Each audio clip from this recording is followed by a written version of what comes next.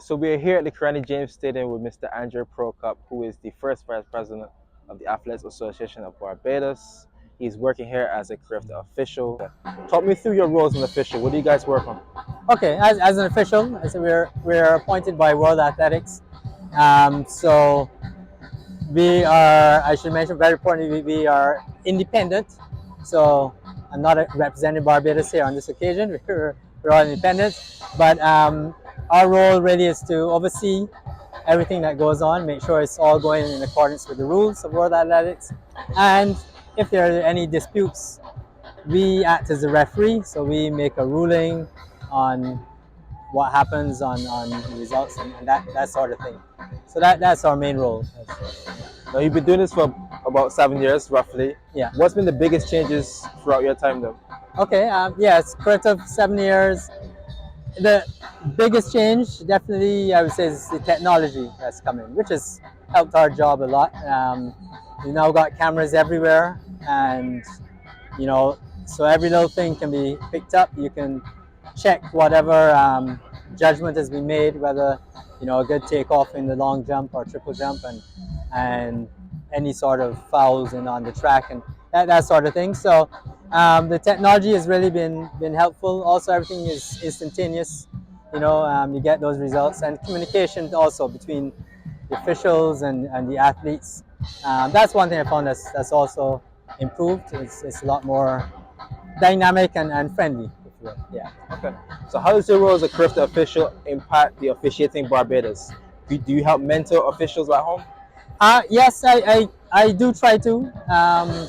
We have a number of very good officials in Barbados, and what I would do is even share my experiences with those back home, those in Barbados, and let them know we're on the right path, and really and truly, our officials back home, many of them are just as good as a lot of the officials we see at CARIFTA, and even further internationally. So I try to remind them of that and to encourage them. Yes, yeah. It's been difficult recently as an official, in Barbados.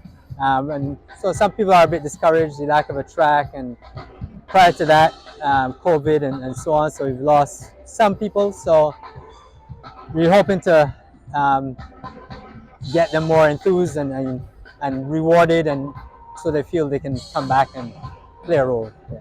So how are you guys going to attract more officials then? Right. To attract more, but hopefully attract. I'll keep it that. We'll get something going, and I know putting on the hat of as first vice president, a member of the board. I know we're looking at different options to get them more enthused in coming. One area which we try to even rotate them around so they're not stuck in the same, like you're working shot put every day, you're working long jump every day, and that's it. Those who wish, some prefer that, they get familiar, but those who wish, they can get a wider experience and encourage them to let them know that they can progress while still making a contribution. Yeah. Now you're recently elected in your role as first vice president. Yes. Talk to me about the things you guys want to try to achieve throughout your tenure. Right.